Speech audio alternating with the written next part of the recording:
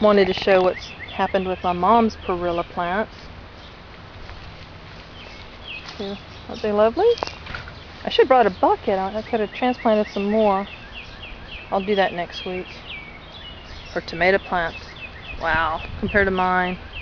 Well, I think everyone's compared to mine. Mine are tiny.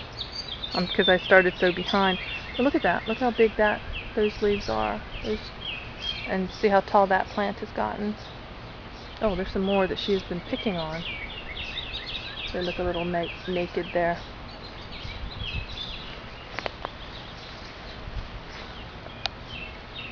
But I have decided I cannot have enough of these plants. And I want to get to the point where I get sick of eating it, if that's going to happen. But even at that height, that's very good size there.